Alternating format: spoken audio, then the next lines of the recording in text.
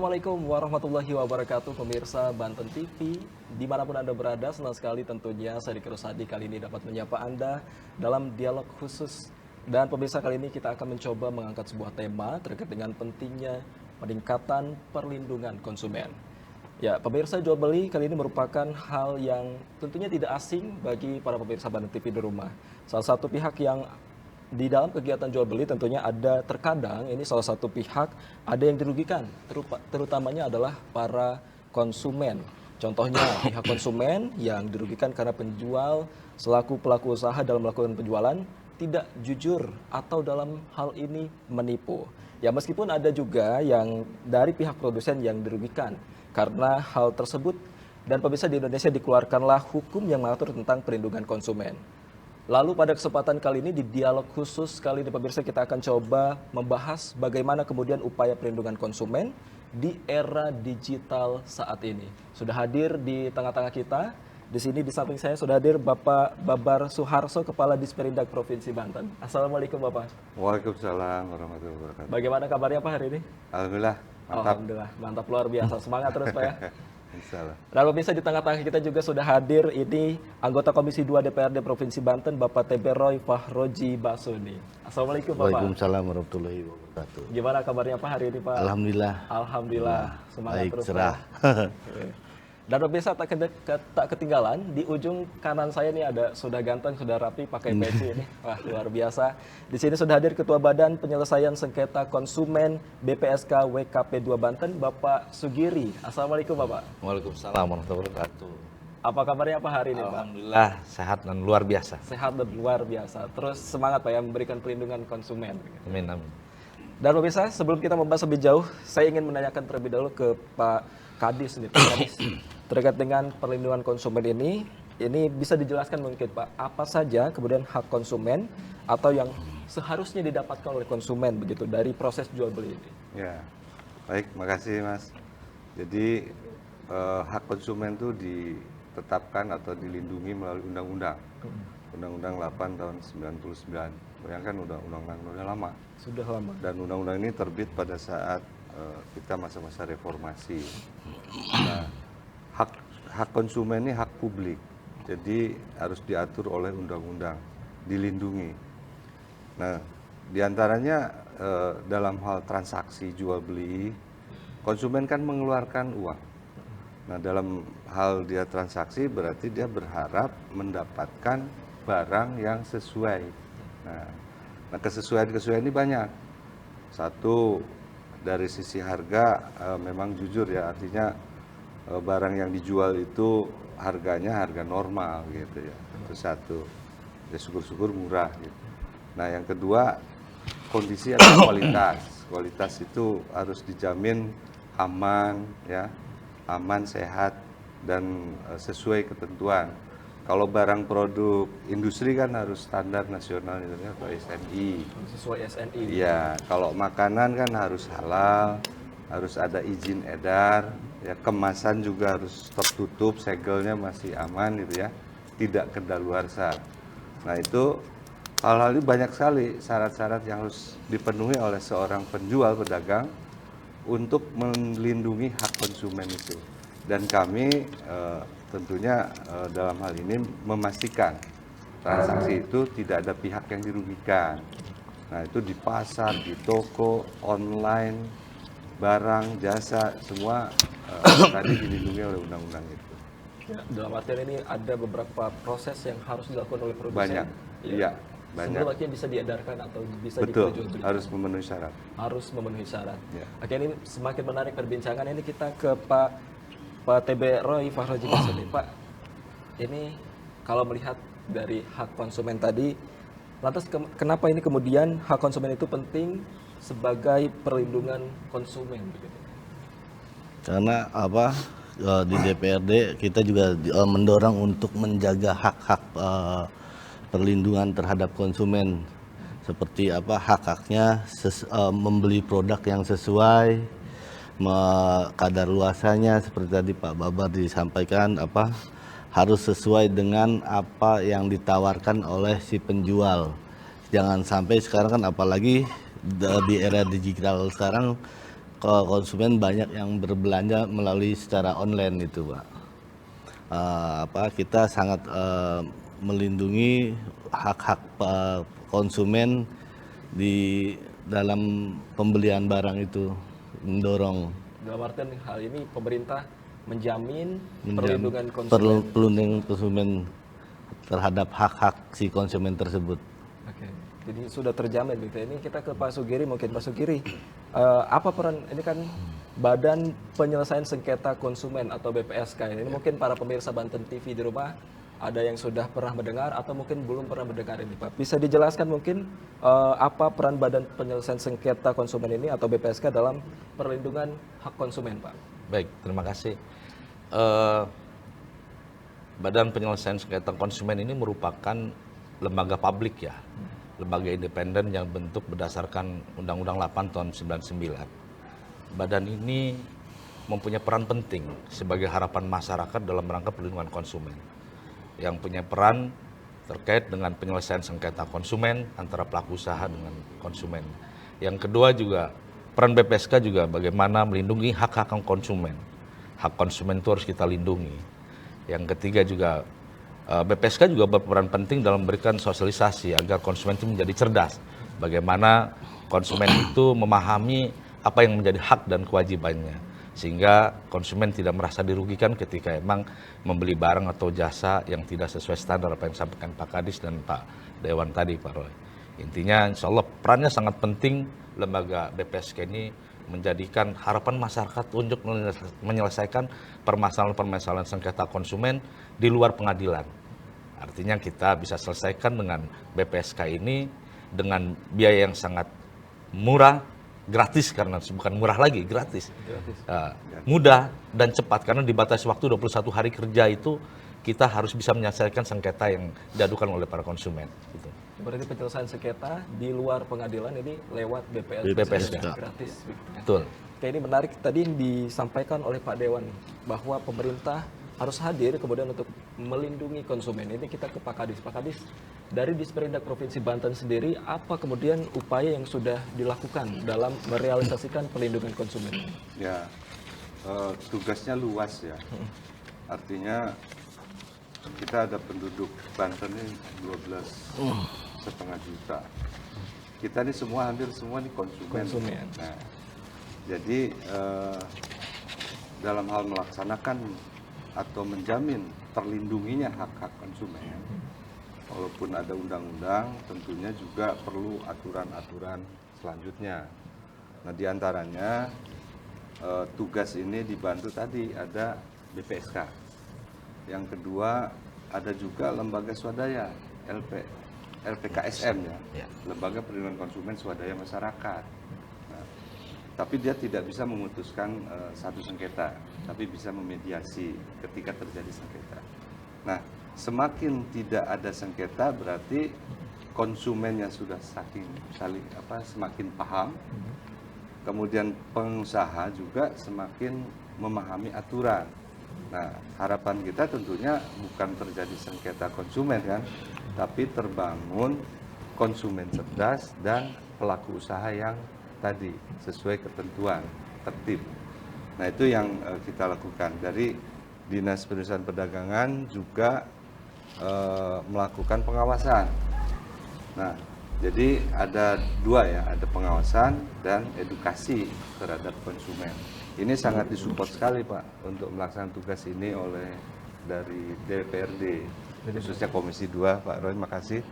Ini kita bersama-sama melakukan edukasi konsumen cerdas ke semua segmen nih, ada pelajar, siswa, ibu-ibu, bapak-bapak juga tentunya.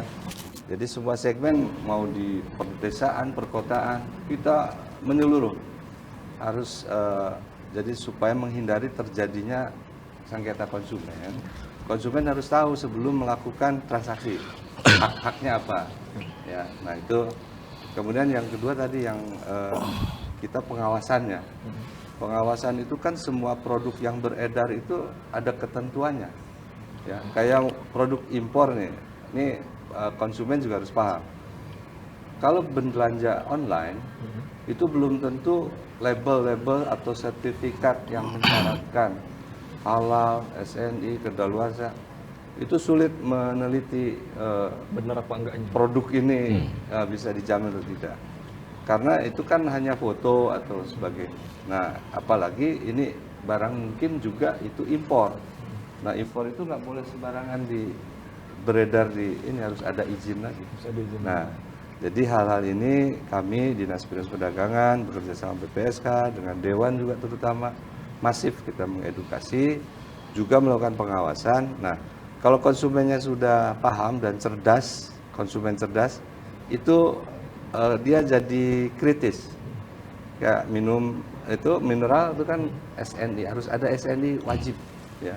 Jadi SNI itu ada yang wajib, ada yang tidak wajib. Tapi kalau minuman mineral dalam kemasan itu wajib. Nah, harus teliti. Nah, itu pada saat edukasi kita sampaikan. Nah, kemudian juga harus halal, ya kan? Harus ada kedaluarsa, harus ada tanda produknya kapan gitu ya. Mereknya juga. Nah, harus terdaftar. Saya kira banyak kita keliling itu dari mulai produsen, toko, distributor, importir, kita awasi. Tadi berbicara soal pengawasan nih Pak.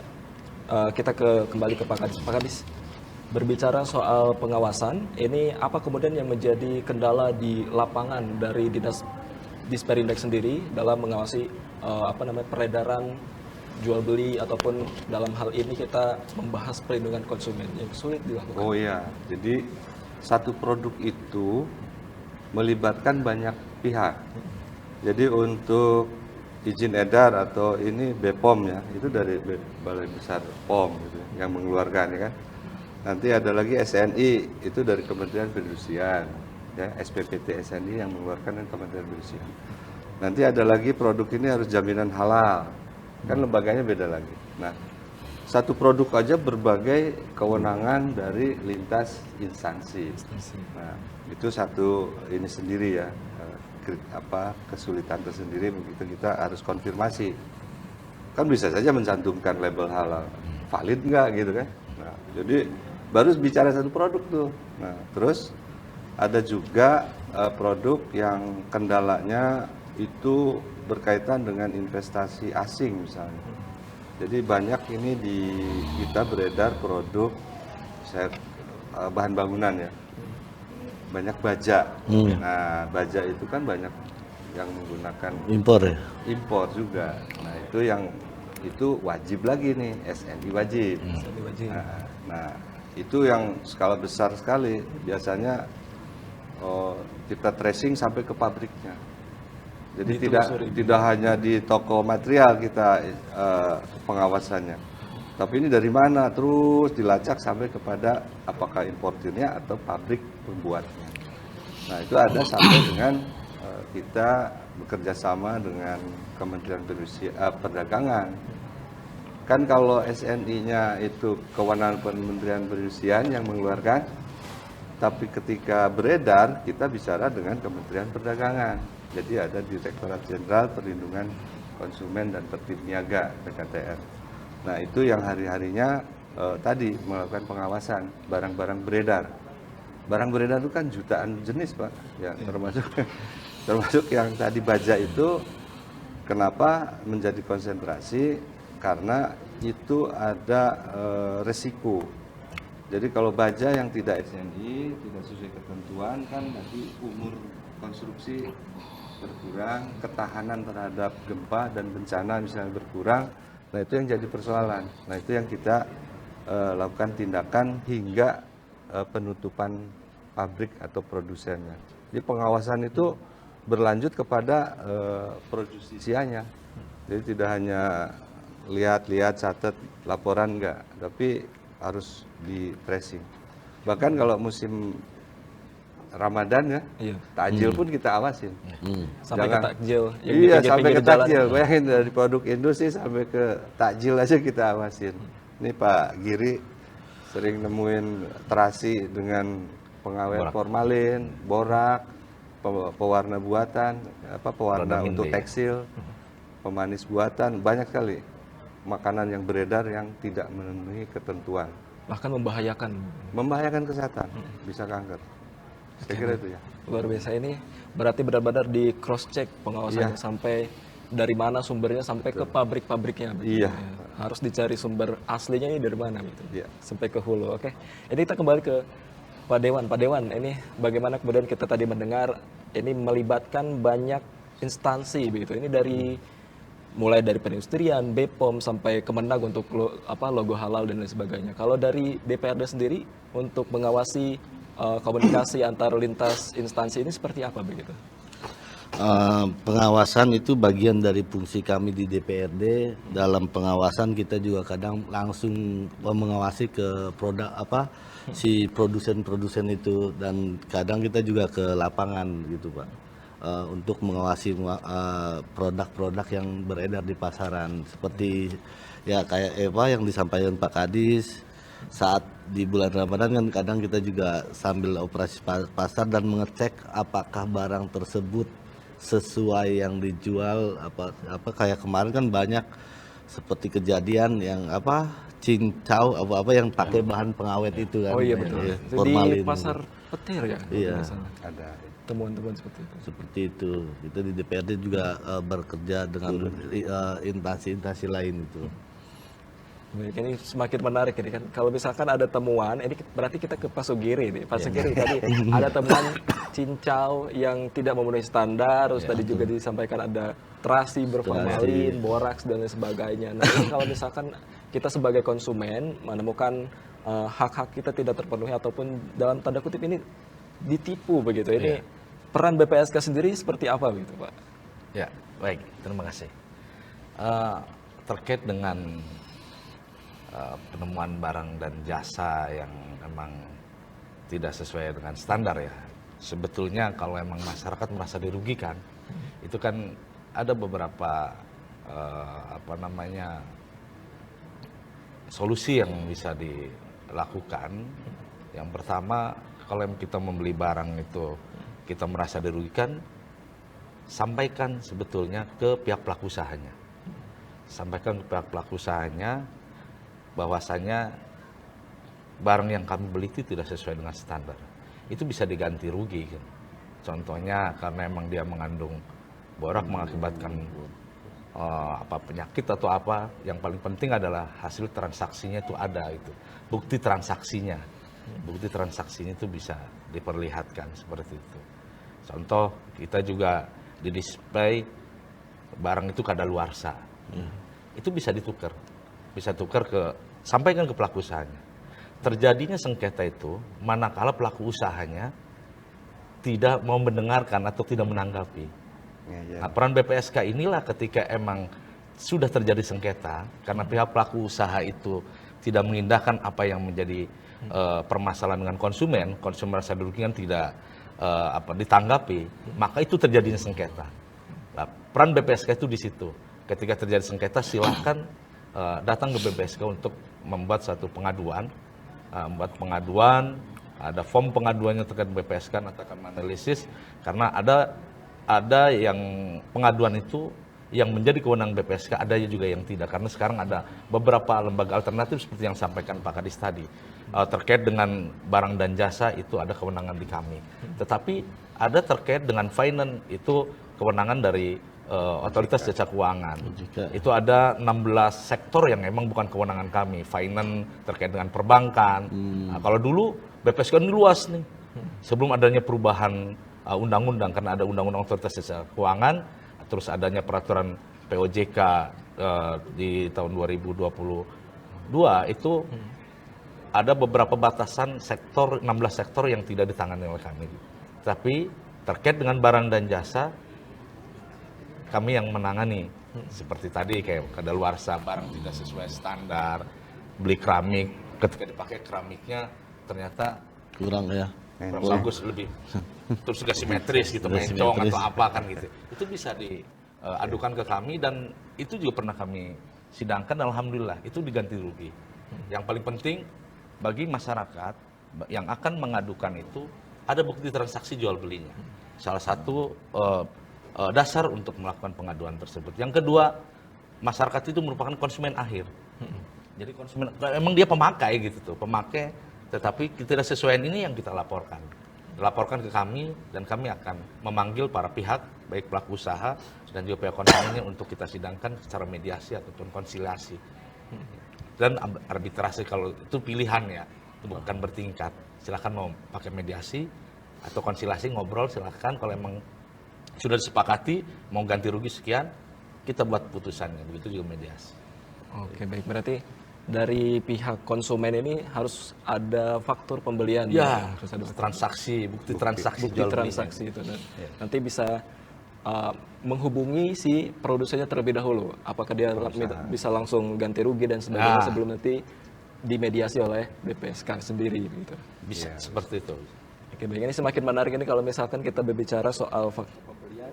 Ini sering terjadi kalau kita belinya di online nih. Kalau misalkan tadi di segmen pertama sebetulnya sempat disinggung juga nih soal pembelian online dan lain sebagainya. Ini kita kembali ke Pak Dewan. Pak Dewan, sejauh ini dari DPRD sendiri dalam rancangan mengatur undang-undang terkait dengan pelindungan hak konsumen ini seperti apa? Apalagi ini sudah masuk ke era digitalisasi.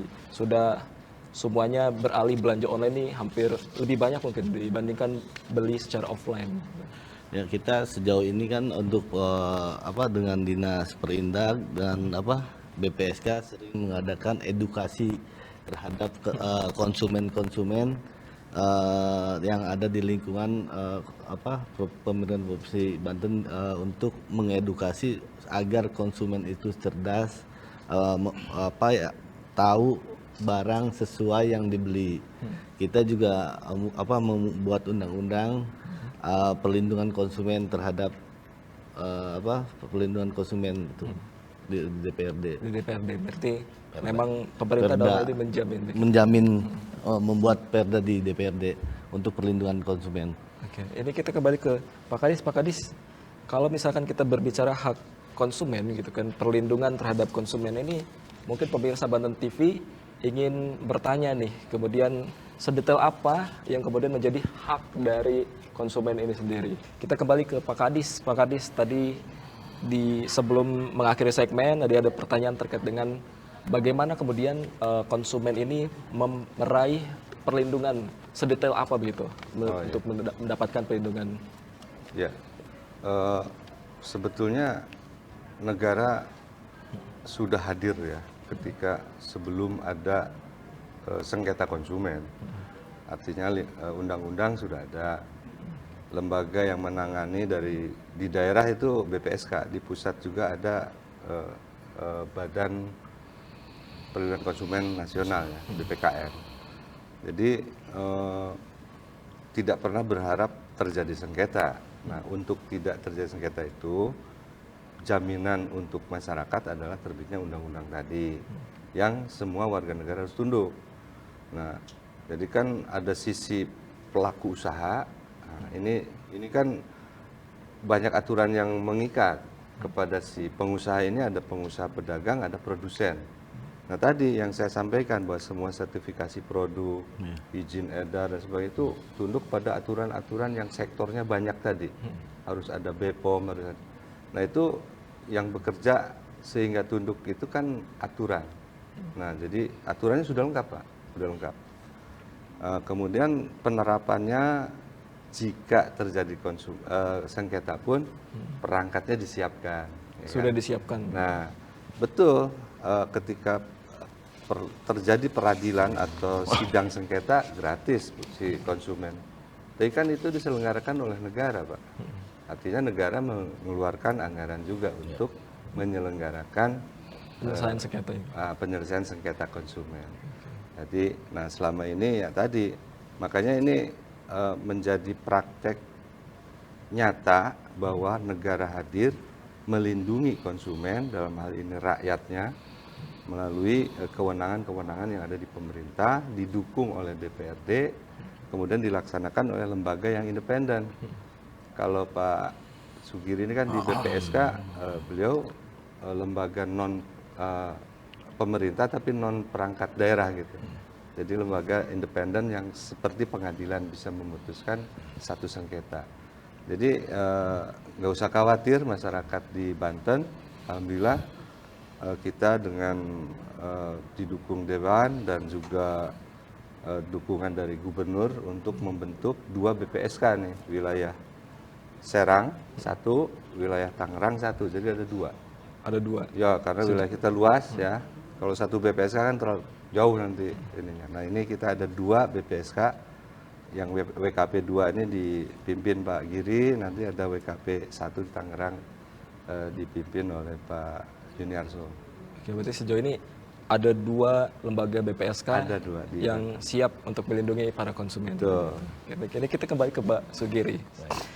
Pak Sugiri, tadi di awal segmen itu, tadi Pak Kadis menyebutkan bahwa undang-undang untuk perlindungan hak konsumen ini, kalau dilihat sudah terlalu lama. Ini Undang-Undang Nomor 8 Tahun 1999, tahun reformasi gitu ya. Iya. Terkait dengan perlindungan Undang-Undang PK nih, yang disahkan dan juga diundangkan pada tanggal 20 April.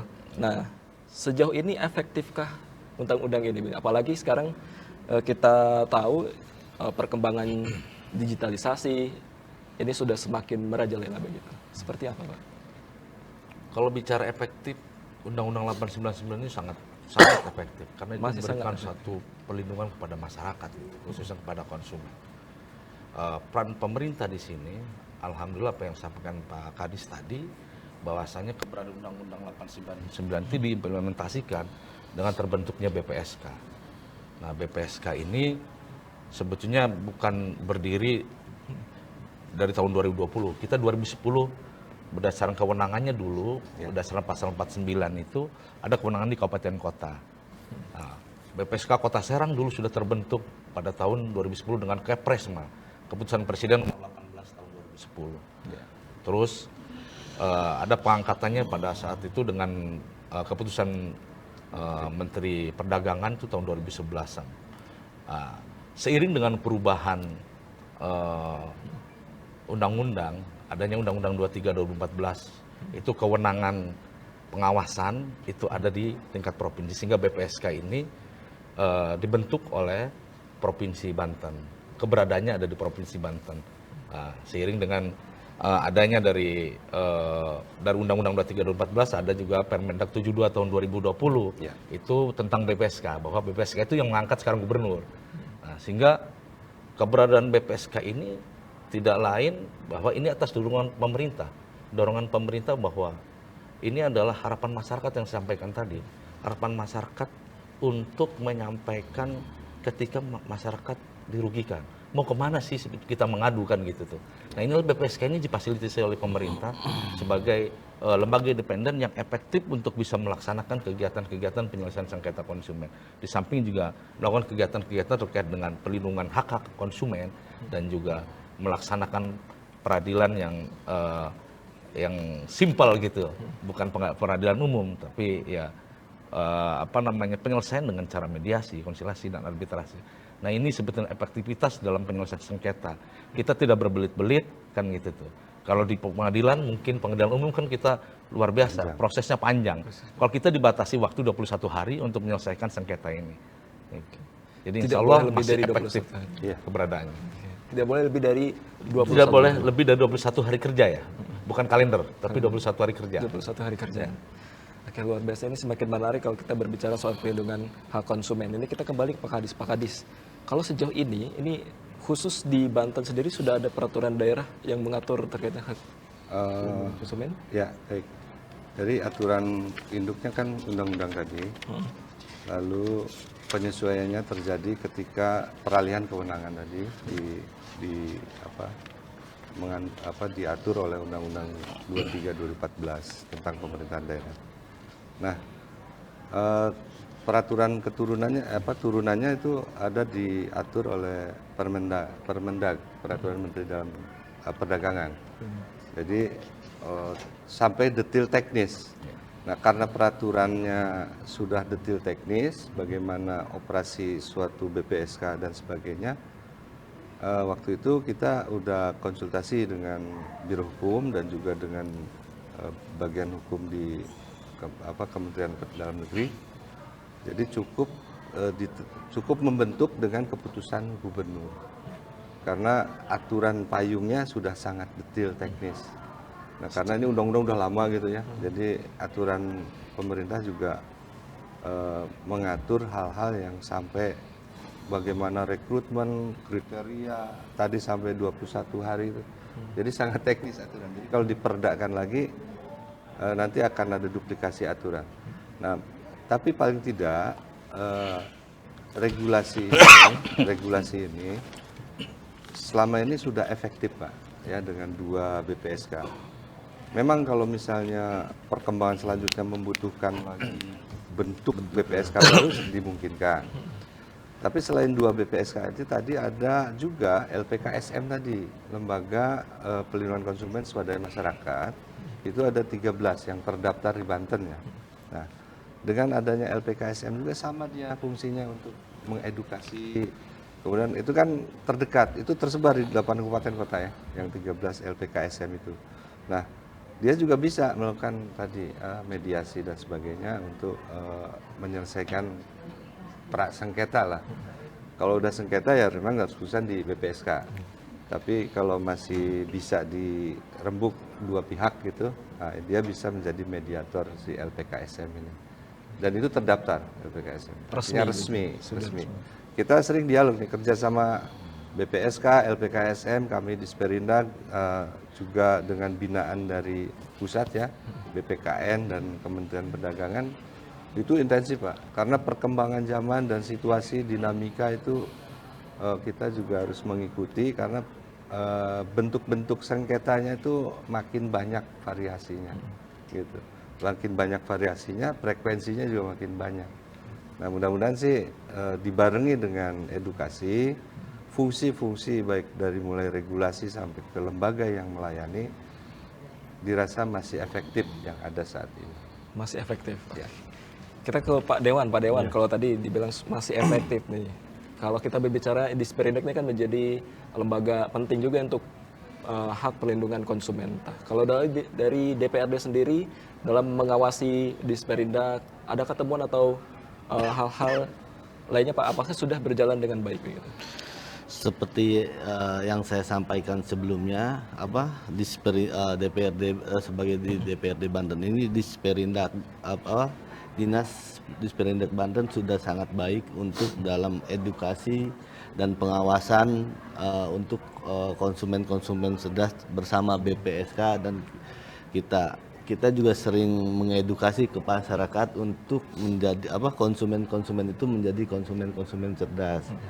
Kita turun langsung bersama Dinas Disperindak BPSK untuk mengedukasi, memberi pemahaman untuk menjadi aturan menjadi konsumen cerdas itu gitu. Dan mendorong masyarakat untuk menjadi konsumen yang cerdas itu adalah hal yang pertama kali harus dilakukan ya, sebelum akhirnya masuk ke sengketa dan sebagainya. Ini kita kembali ke Pak Sugiri mungkin. Sugiri, kalau bicara soal sengketa, siapa sih yang mau bersengketa gitu kan? Betul. Pasti semuanya enggan untuk bersengketa. Nah, tapi kalau pahit-pahitnya begitu ya, pahit-pahitnya konsumen akhirnya harus bersengketa. Nah, ini bagaimana kemudian prosesnya nih dari BPSK sendiri? Gitu. Ya. Terkait dengan proses penyelesaian sengketa ini emang saya sampaikan sangat mudah ya, cepat dan murah lah istilah, dengan waktu yang cepat. Yang pertama, jika emang sudah terjadi sengketa, ketika saya sampaikan bahwasanya ketika mengadu ke pelaku usaha itu tidak diladenin atau tidak ditanggapi, maka itu terjadi sengketa. Sehingga dia mengadukan ke kami dengan mengisi pom pengaduan. Karena pom pengaduan kami siapkan dengan syarat formilnya itu melengkapi data diri dan juga bukti-bukti transaksi. Nah, ketika syarat formil itu emang sudah terpenuhi, pom pengaduannya diisi, data dirinya diisi, semua ada formnya kami sediakan, baik secara online kami juga sudah disiapkan, baru sekretariat melihat itu, menganalisis apakah pengaduan ini masuk ke ranah BPSK atau tidak. Ketika sudah masuk ke ranah BPSK, maka dibatasi waktu 3 hari untuk melakukan pemanggilan para pelaku usaha dan juga konsumen yang mengadu ataupun pengadu dan teradu. Nah, kami sidangkan di majelis BPSK. Nah, majelis BPSK itu saya sampaikan tadi, itu waktunya 21 hari. Jadi kalau setelah pengaduan itu 3 hari langsung dipanggil, maksimal 3 hari itu harus dipanggil pelaku usaha ataupun para pengadunya. Dua belah pihak kita panggil, terus kita BPSK menentukan jadwal sidang dan menentukan majelis yang untuk menyidangkan itu 3 orang majelis dari unsur pelaku usaha. Majelis itu terbagi 3, Pak. Jadi anggota majelis itu ada perwakilan unsur pengusaha, unsur pemerintah, dan juga unsur konsumen. Nah, jadi harus 3 unsur itu ada untuk menjadi majelis itu, satu-satu harus ada. Setelah kita panggil dan kita sidangkan di dalam majelis BPSK tersebut, kalau kita panggil pertama tidak hadir pelaku usahanya, maka kita lakukan pemanggilan kedua maksimal 5 hari dan dibatasi waktunya sampai 21 hari. 21 hari itu harus membuat satu putusan. Tapi sebelum membuat satu putusan itu kita tawarkan, selesaikan dengan cara apa? Mediasikah, konsiliasikah, ataupun dengan arbitrase. Kalau dikonsiliasi ngobrol aja, selesaikan secara adat kan gitu. Kalau mediasi kita berperan aktif, BPSK berperan aktif untuk memberikan memberikan saran dan masukan. Tapi kalau kedua belah pihak tertentu antara mediasi ataupun konsilasi, maka BPSK memutuskan menggunakan arbitrase. Arbitrase putusannya mutlak ada di BPSK berdasarkan data-data baik atau keterangan-keterangan yang disampaikan oleh pelaku usaha dan juga oleh konsumen. Jadi di batas waktu 21 hari kerja harus selesai gitu. Kali ini kita akan tadi sudah membahas bagaimana cara konsumen jika memang bersengketa gitu dengan dampingan dari BPSK sendiri. Nah, ini kita ke Pak Kadis, bagaimana kemudian masyarakat ini bisa berperan aktif dalam melindungi konsumen gitu. Kan kalau tadi perlindungan dari BPSK, kalau ini dari masyarakat sendiri untuk dapat terlibat aktif begitu. Ya. Apa? Jadi kembali ya Pak, jadi satu prinsipnya konsumen ini memang harus sangat memahami pola-pola belanja begitu ya, karena beda pola, beda aturan, beda juga resikonya gitu ya. Ada belanja melalui platform, ada platform marketplace, ada yang digital, ada yang online, ada impor, ada dalam negeri dan sebagainya. Nah sekarang ada pasar modern juga gitu ya, ada pasar tradisional juga, ada warung, ada asongan dan sebagainya. Nah itulah bagaimana kita bertransaksi. Nah jadi semakin kesini dinamikanya semakin banyak, maka konsumen, masyarakat selaku konsumen itu harus memahami informasi produk yang mau dibeli.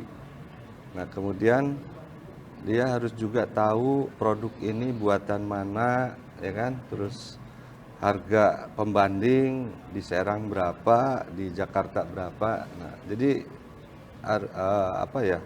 pengetahuan atas produk yang mau dibeli itu harus dikuasai. Nah, yang terakhir juga kita ini biasanya FOMO gandrung ya terhadap produk-produk yang lagi viral nih, fashion. Nah, itu jangan terbawa-bawa gitu ya.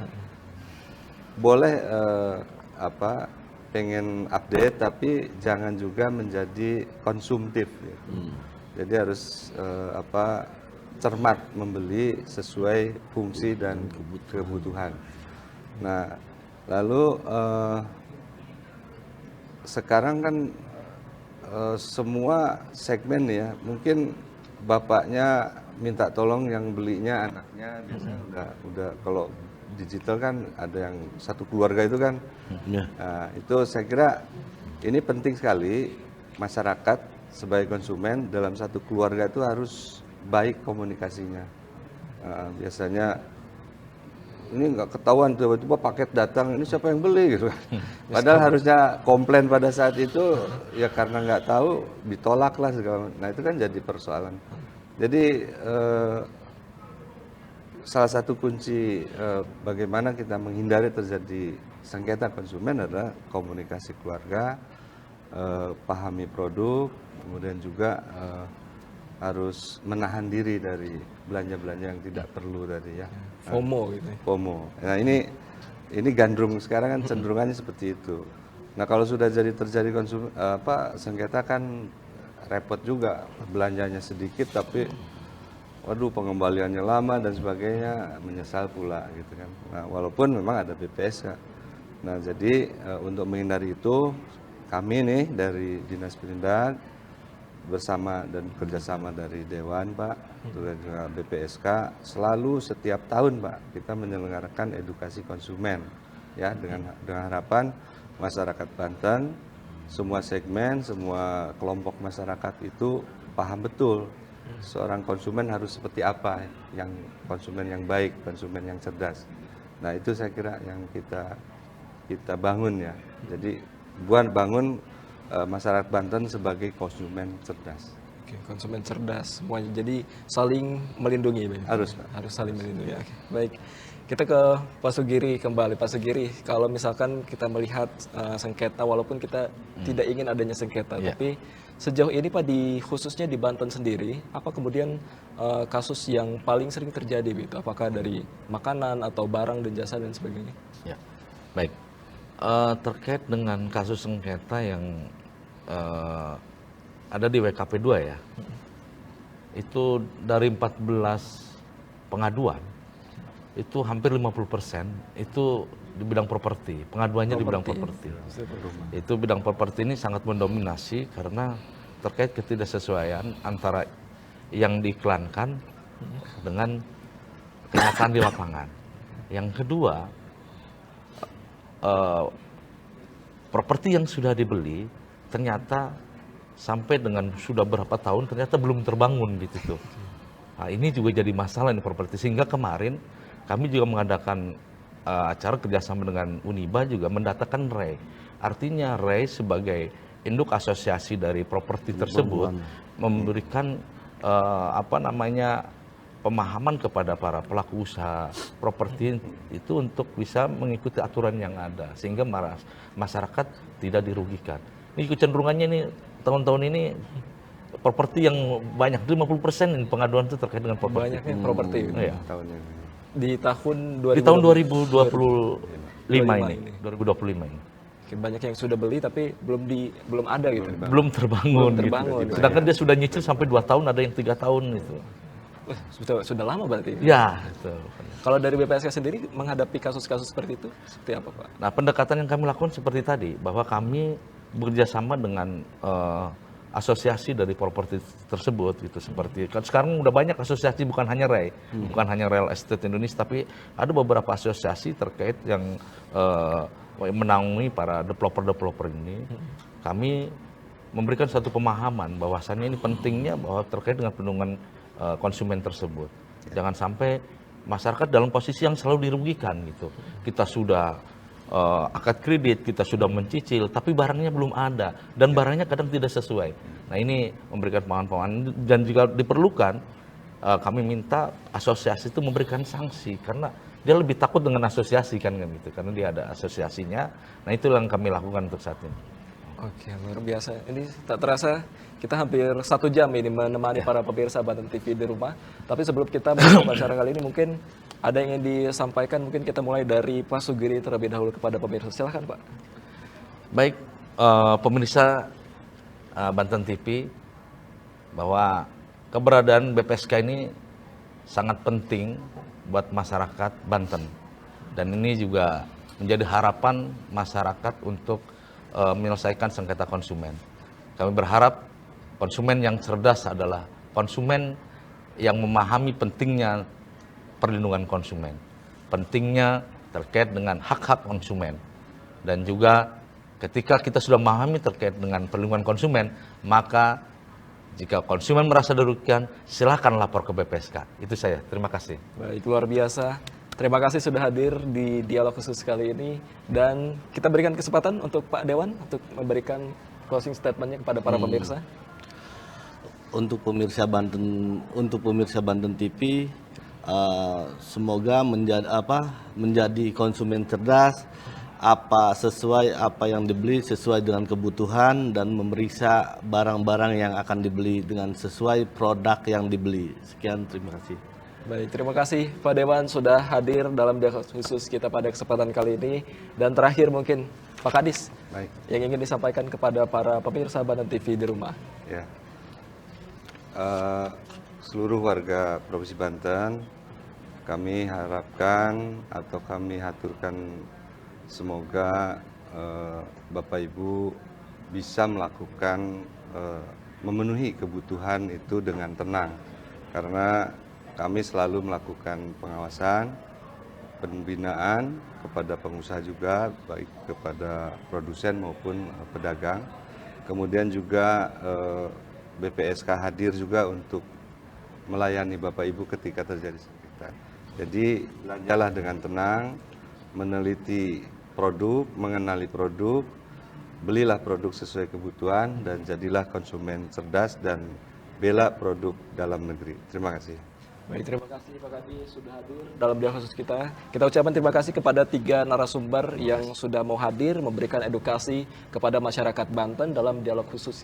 Dan kali ini pemirsa, terima kasih sudah menyaksikan dialog khusus kita pada kesempatan kali ini. Untuk itu saya Riki Rosadi dan kru yang bertugas pamit undur diri. Sampai jumpa di dialog khusus selanjutnya. Wassalamualaikum warahmatullahi wabarakatuh. Waalaikumsalam warahmatullahi wabarakatuh. Terima kasih Bapak.